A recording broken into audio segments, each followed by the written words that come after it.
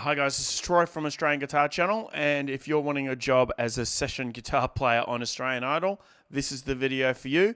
All right, I interviewed Dan Maher today, who's played guitar on Australian Idol for this last recent season and plenty of other television shows. And we get into talking about all of that and what it takes to do the gig and what kind of preparation you need and some great advice if you're wanting to be a TV guitarist and a session guitarist and touring guitarist and all that stuff right across the board. We had a really good chat, so I hope you enjoy it, guys. Otherwise, share this video around if you like it, subscribe to my channel or just comment or just leave a message and let me or Dan know what you thought of the interview. All right, guys, I'll see you on my next video. Bye. All right, Dan, thanks for meeting up and chatting with me about your experiences on Australian Idol. You're the guitarist in the Australian Idol band this year, is that right? That's correct, and thank you for having me, Troy, man. It's good to be here. Nice to be chatting face to face. But yes, so I just got off the show last week after a few months, and it was very busy, but it was amazing, man. I love doing that kind of work. So yeah, I'm grateful to have been a part. So this was the first season, like as it returned from when it was around like what 10, 15 years ago? Yeah, I think the first season was in 2003, and it ran until 2009. So it was like 6 years, 6 seasons or something like that. And then it's been a 14-year hiatus, and they've brought it back. And it's been a real honor for me because I was just a kid in early high school, watching the first iteration of the show and sort of dreaming of doing that kind of gig, and actually that gig specifically. And then, when it got canceled the first time, I thought that might be it. And then so to have it come back around and to be involved this time was like a really great honor for me. Yeah, so it's probably best to tell us how you actually got the call for the gig, how that all came about. Well, it came through the music director. His name is Dorian West. He's a guy based in Melbourne, and he's an absolute genius. One of those freaks of nature who can just play anything. Like he's an incredible multi-instrumentalist, amazing producer, engineer, yeah, just music director extraordinaire, basically. But I got the call from him, but I'd worked with him several times before on various other shows, and this just happened to be the next show basically that was filming out of Sydney that he was involved in. And so I got a call through him. But my original sort of the way I sort of met him in the first place was um through a friend of mine, Yanya Boston, and Dancing with the Stars had sort of again come back to be rebooted after a long hiatus since the first iteration. And so I did a gig with my friend Yanya, and Dorian had approached him to sort of put together a Sydney band and to put forward recommendations. And so I sort of got put in the mix there. And then Dorian called me a few days later, and we did Dancing with the Stars, and we went on to do Masked Singer and an American show called Name That Tune and Australia's Got Talent and all these other shows that sort of Dorian's the music director of. And then throughout COVID, sort of, there wasn't a lot of stuff happening in the TV world in terms of filming with live bands and stuff like that. And so it sort of went on the back burner for a while. And then, yeah, and then just about, well, not this time last year, maybe August last year, I got a phone call from Dorian again saying they're bringing Australian Idol back. And yeah, and so he sort of put me on a tentative hold for a few months. And then when it was all ready to go and locked in, gave me the green light. And yeah, off we went. No, it was amazing, and I was really really excited about it because again, like I mentioned, it was a full circle moment for me. That was sort of one of the defining moments for me where I knew that that was kind of the sort of work that I wanted to get into, and to have that come to fruition was really really cool for me. So Yeah. So I mean, it's kind of reminiscent of because when I was growing up, that the only kind of TV band was Hey Hey It's Saturday, and then yeah, now it's really these shows are really the only ones that have got live bands that I can really think of. It's not we don't really have any live TV variety shows like Jimmy Kimmel style shows here. So this is kind of the only yeah, you've kind of got the dream gig for a lot of people, I think.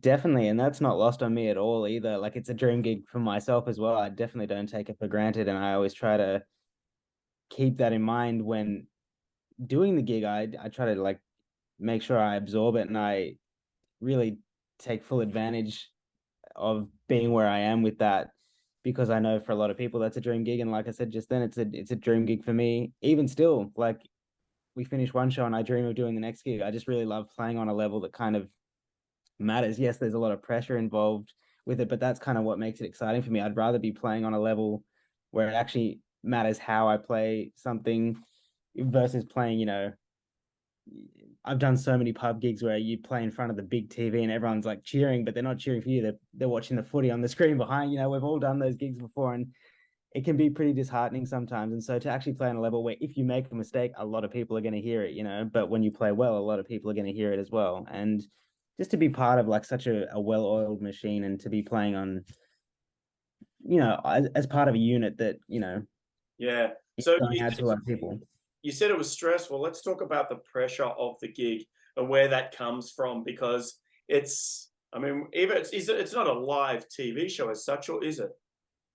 It is. Well, it's part live. I don't know whether I'm meant to like, I don't know how often it's fully live these days, but the way this structure worked, we had 2 shows a week. We had a Sunday night performance show where all the contestants would perform, and that would be the competition. And then we'd have a Sunday night verdict show where there'd be like a bottom 4 and they'd all perform again. And so we'd play about 6 tracks on the verdict show. And so that was Monday nights.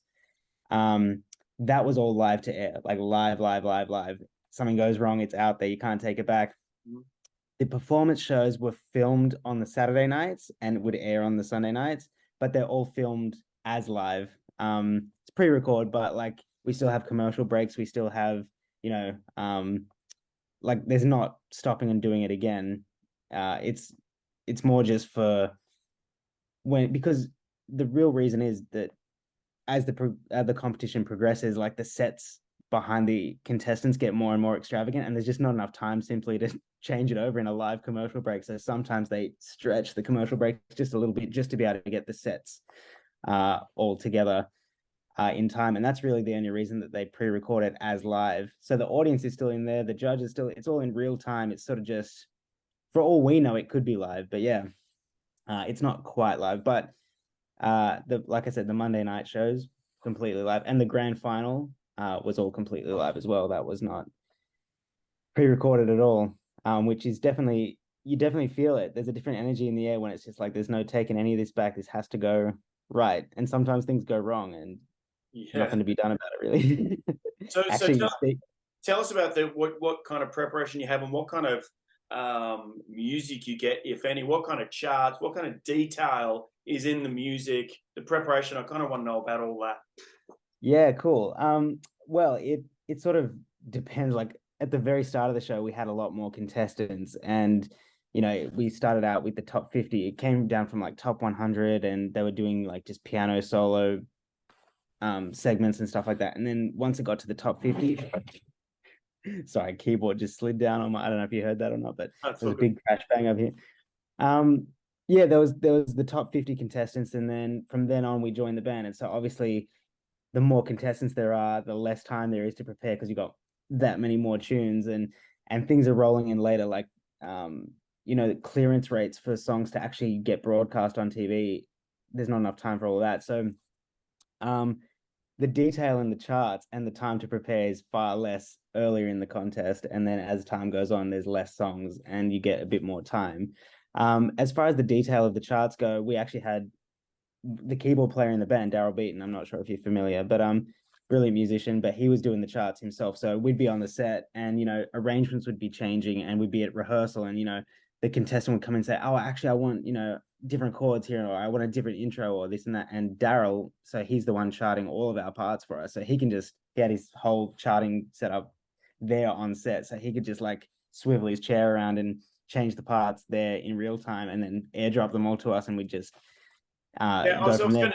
I was going to say, is it digital? Is it all done digitally? It's all okay, right? 100%. Yeah, there's no paper charts anymore. It's just like it's too much room for error, and like if the lighting is bad, or you don't want to be having to fumble around changing pages and this and that. But then again, there's the flip side to that as well, where like with technology, if you're running off iPads, there's all kinds of things that you got to make sure you don't run out of battery, and that I've said this on a different interview one time, but it was really funny. It was not on this show, but it was on. I did a season of The Voice a few years ago, and I'd forgotten to take on my iPad. I forgot to take the internet off during the live show, and I got I'm pretty sure it was like a featured like acoustic guitar track as well, and I'm like reading this chart, and the whole screen fills up with a FaceTime call incoming because I'd taken my and so like we're there, it's live, it's not pre-recorded. I'm like going, oh God, I hope to God I remember what the next chord is. And thankfully it was near the end of the song. But yeah,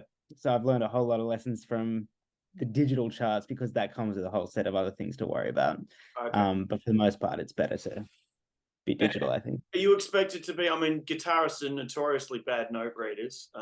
Let's just make every guitarist feel that if their reading is terrible, that's okay. How many dots have you actually got to read? I say this because I interviewed Michael Dolce, who used to be on The Voice, and he said to me Yeah. his note reading was terrible, which I found really interesting. So, what about yours? Dolce's also very humble. Like he's a far better reader than he'll have you believe. Like when the same seasons that I did The Voice, I was also playing alongside Dolce, so he was always guitar one and I was guitar two. Um, and but nah, he's definitely a better reader than he'll let on. But again, it's not like you're getting thrown a chart and in 20 seconds you got to play it on live. Yeah, there's rehearsal time, and there's time to prepare at home, and you can work through the parts and stuff like that.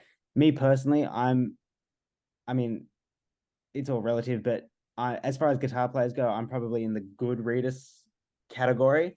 And that's only because I have a music theater background. Like I came up playing in music theater shows, and that's all like fully notated, that stuff. Hmm. But until I like, for example, I couldn't read a note of music when I was learning guitar in high school. For maybe the first 4 or 5 years, I couldn't play at all. And then I got a call to do an amateur music theater show while I was still in high school. I would have been 15, 16. And I got sent the music score, and I saw all this notation, and I freaked out because I was like, I don't know what the hell to do with this.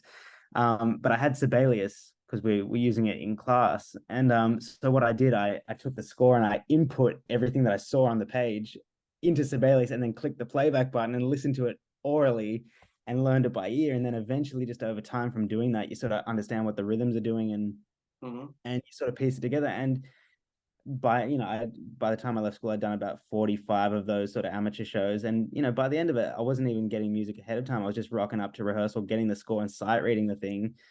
And that's sort of a skill that only happened from being thrown in the deep end big time with it.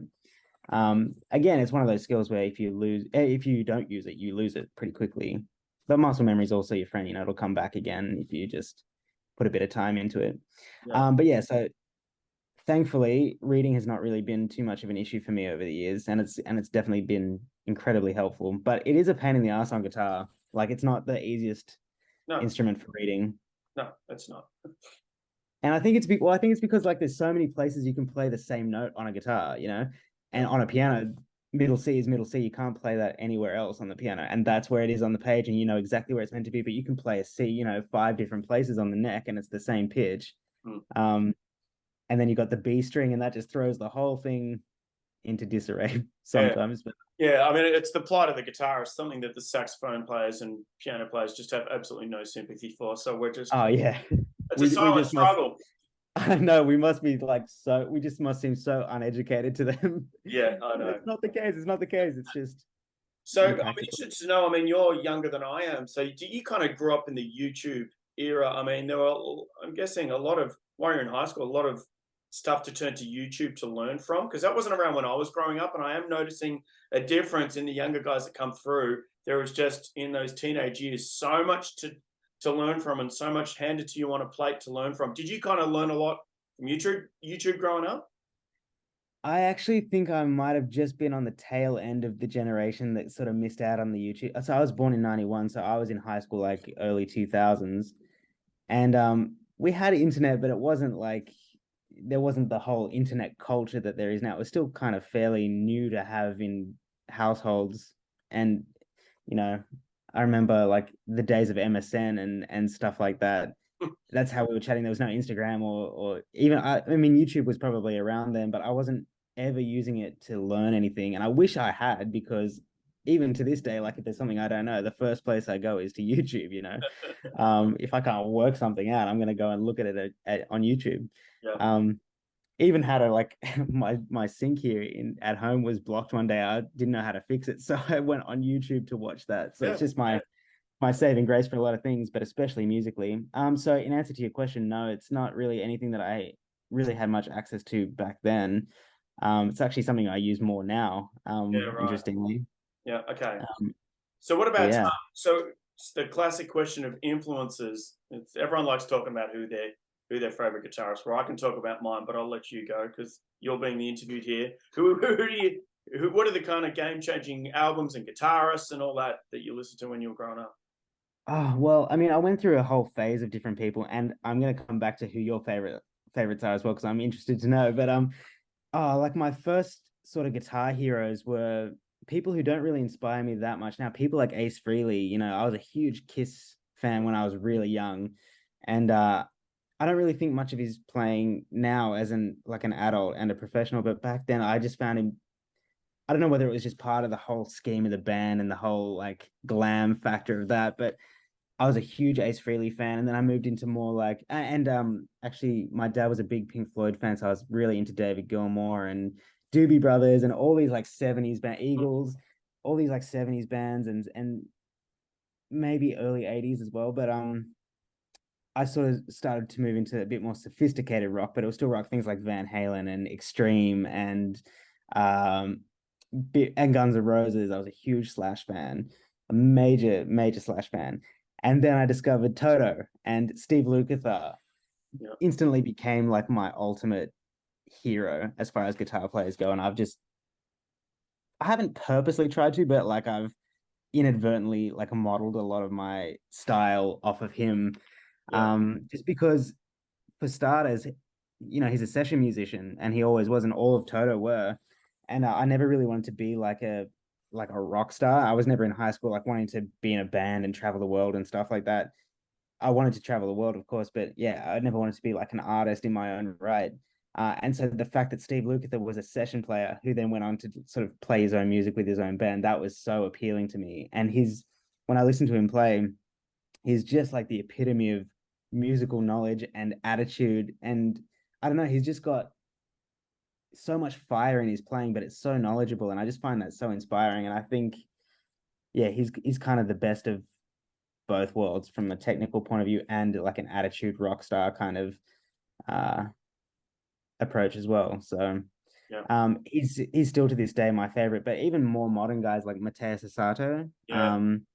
he is like a big inspiration to me. I love fingerstyle, Andy McKee, uh John Gom, all these players, and I feel like if I could be a culmination of any players in the world, not saying that I am, but if I could be, it'd be Matthias and Steve Lukather, I reckon. So they're by far my biggest influences. Yeah. Um, who are yours, just out of interest? I mean, Guns N' Roses' Appetite for Destruction came out when I was in primary school. And I fell in love with Slash and his Les Paul. And I just thought he was so cool with his top hat and his cigarette coming out the mouth. And, Right.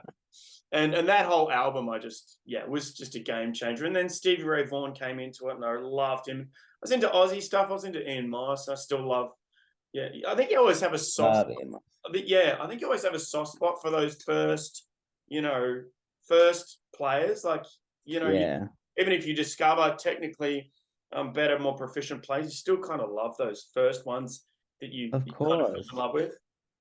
Totally. Well, it's sort of the same things. Like, for example, like I'm not really, I know this is like an unpopular opinion amongst guitar players, but I'm not really a major Jimi Hendrix fan. Okay. Um, but I know it's dangerous fucking territory to be saying this stuff. But what I do appreciate is sort of what they did for guitar and who they inspired.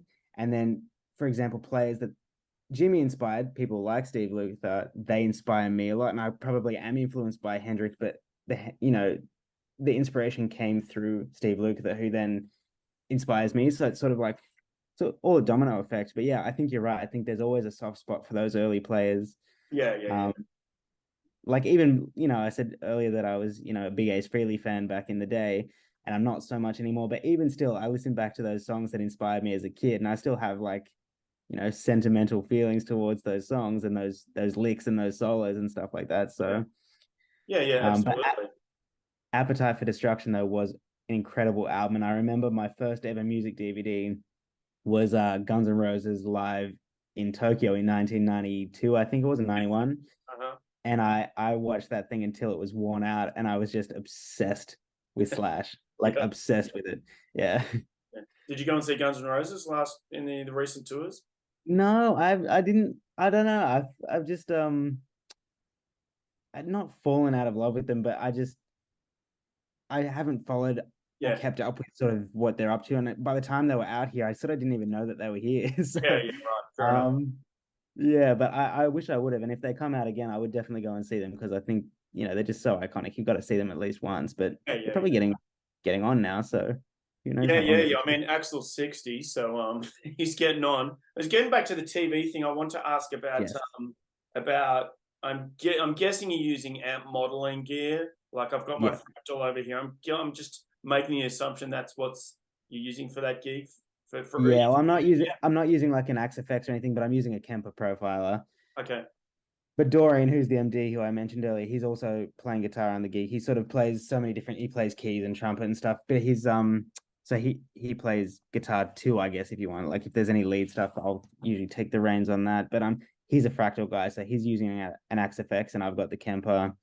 And I have used Axe FX over the years, but I mean they're all variations of the same thing. It's just a personal taste thing. But for me, I've gone through like Axe FX, Helix, Quad Cortex, all the things, and I've just sort of landed on Camper. I just it feels more natural to me, especially when you're using in ears. Um, so yeah, I kind of, and it's a bit of a clunky workflow. Like I think they have a bit of work to do in terms of the software and the workflow of actually creating sounds. But I've spent a lot of time on it these days where I kind of know the workarounds for little bugs in the system and things like that. And I just sort of know my way around it really well. I know what sort of sounds I like. And I've got so many, man, I've got like 40,000 amp profiles in Right. that camper over there. And so I've just got every sound I could ever kind of hope for. And I don't know whether it's just that I'm getting older or whatever, but the thought of like learning a whole new system Yeah. kind of tires me just at the thought of that. So Yeah, sure. So you're a, but you're a jobbing muso kind of outside of the TV stuff. I mean, like I mean, I guess two questions. Like, what's next? I'm assuming more TV work. And if you got a kind of weekend off, if you get a call, are you going to go out and play at a pub or a wedding or? yeah, well, definitely. I'm sort of just I'm a gun for hire across the board. It's just sort of the more or the busier I've gotten with sort of the TV stuff or the artist stuff. I do a lot of work with a bunch of different artists and record labels and stuff here in Sydney. I know you're based in Melbourne. But yeah, here so when I'm not doing like the TV stuff, I'm sort of always playing with different artists. I play with a whole bunch of different people. And I do a lot of music direction stuff. I do music production, some producing tracks for artists and stuff as well. So, but I do a bit of everything. I'll always I'll take the wedding gig or I'll take the pub gig if I'm free for it. Because I just love playing music, and if it's a good group of people, I kind of don't Mm. really care if it's not the flashiest of venues. If we're just having a good time and we're all good players, and it's that's what it's all about, really. So yeah, I'll I Yeah. think the only way to make a living in this country from music is to not be like a one trick pony. I don't think you can just have the privilege of going, I'm only going to do this type of gig because it's a pretty small industry here. So Yeah. kind of got to do a bit of everything. But the flip side, like I said, the busier I get with that other stuff, the less time there is for the pub gigs and the weddings and stuff like that. Yeah. But I wouldn't say that I'm above that if you know what I mean. But there's just less time for it, I guess. Yeah, no, no, of course not. I mean, so what about some of that other stuff? Is that some of the other solo artists and so on you're working with? Can you tell us a bit about that? Like what that involves? Who take one of the singers or something you're working with? What might that involve? Just pick out one name and what that involves. Oh, well, it's hard because like I said, I'm just a high gun, so I've played with so many different people over the years. But one that I play regularly with is still Samantha Jade. She was one of the X Factor winners back in the day, um, and we go through patches where we'll have no gigs together for like a couple of months, and then we'll have patches where she'll go on tour. She just did the Backstreet Boys tour. They were just out here last month, and unfortunately, I couldn't join her because of clashes with Australian Idol. So I couldn't be on that show with her. But I tried so hard to make it work, and it just wasn't going to happen. But like I said, we'll go months with no gigs, and then we'll have 20 gigs in a month. On the odd month, it's so inconsistent. But when that's all well and good for one artist, but when you have like 15 artists you're working for, and then you can kind of, I don't know, just Tetris everything together, and then you've all of a sudden you've got a full year of gigs. And yeah, so as far as what it looks like, oh, that could be anything. Like I said, that could be from like the Backstreet Boys tour. We've toured all over the country, all over New Zealand with like Pentatonics and all kinds of other acts, as well as her own headline shows. But there's a lot of corporate gigs that, get thrown in the mix, a lot of promo stuff. So speaking of Idol, a guy called Royston Zagigibara won the show. And immediately he gets signed to Sony, and I've sort of been music directing him for the first 2 weeks post show, putting together bands, doing promo for him. And because, it's just, they hit the ground running as soon as they sign to the label. It's just like, got to get their name out there and sort of really milk the show. So I'm working with him a lot at the minute too. Just been working with Amy Shark and Sam Fisher. They've been doing a whole lot of promo. They just did a song together.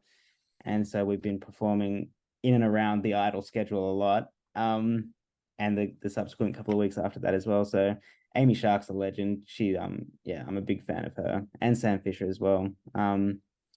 So yeah, I've been pretty busy with those four in particular pretty much, yeah, the last month and a half. And as for what's next, as far as the TV thing goes, it really depends if Idol gets picked up for another season. If it does, that'll start in October again, so it won't be too long before we get back in the swing of that. In June, it's looking like I'll be doing Masked Singer, which is, yeah, like that wouldn't be a live band thing. That'd just be recording guitars from home, but because there's no band for that show, but that's all just tracked music. But that's still a cool experience, and I get to have a bit more freedom in terms of how I compartmentalize my time there. Because if I got X amount of tracks to do in a day, I can do that from midnight to 6 a.m. rather than having to be on the set from 6 a.m. to 6 p.m.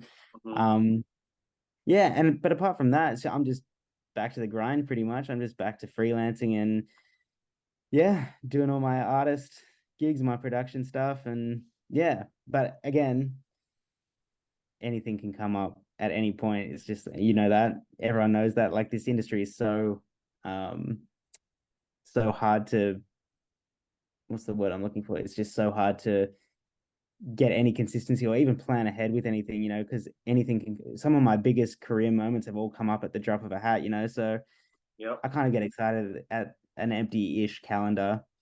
Nothing super long running that's going to take up too much time, because that means that anything can come up and anything's sort of possible with that. And that's proven to be true for me so far.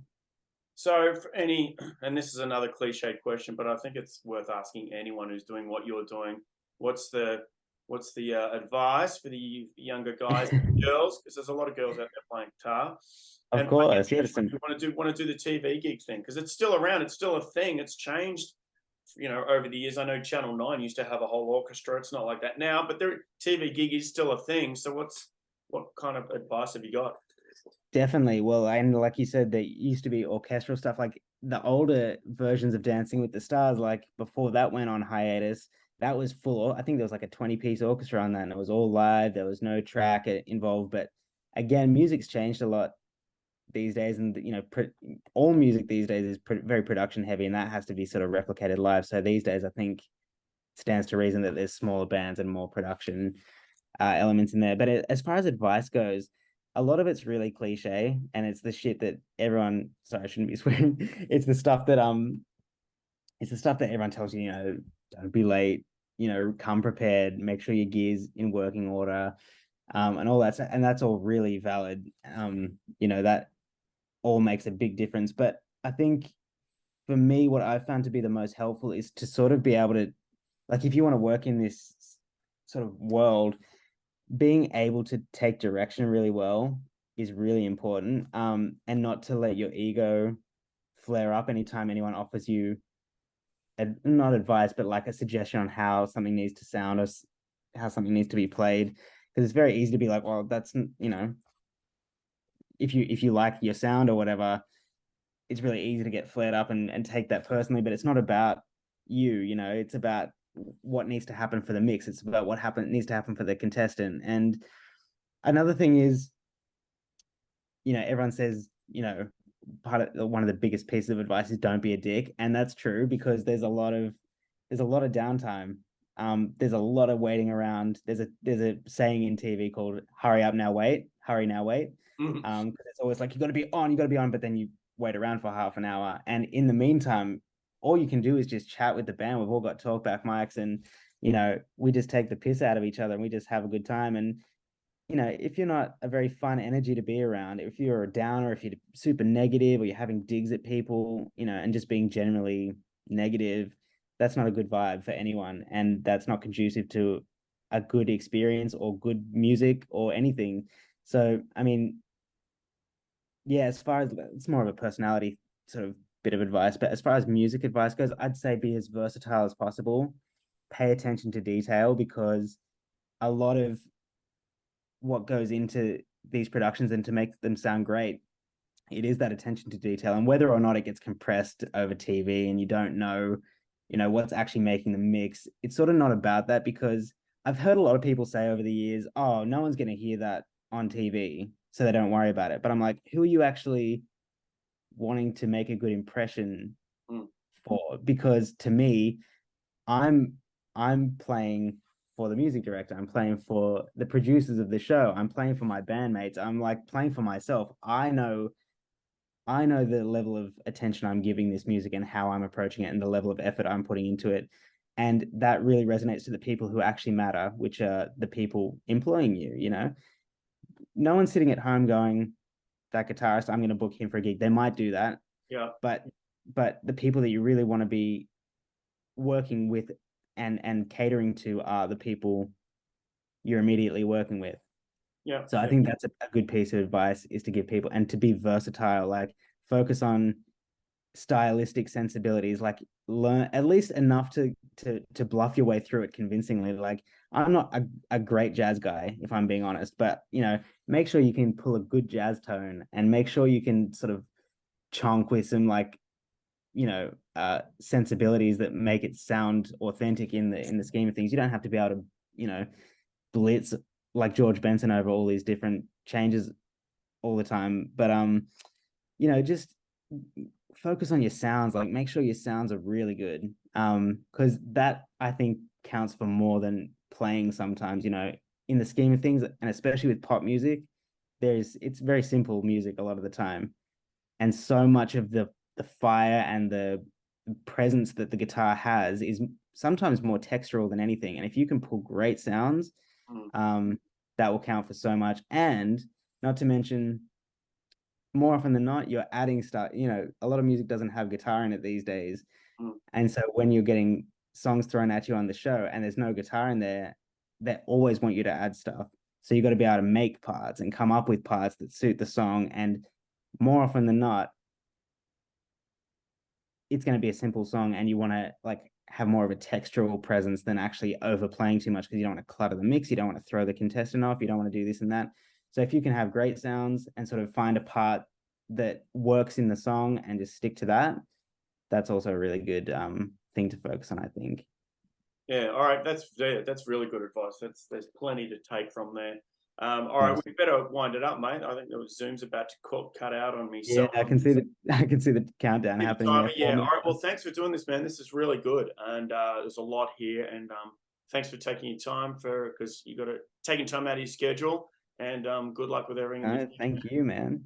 No, thank you very much. It's been great to chat to you. And yeah, all the best with everything, man. Thank you so much for having me.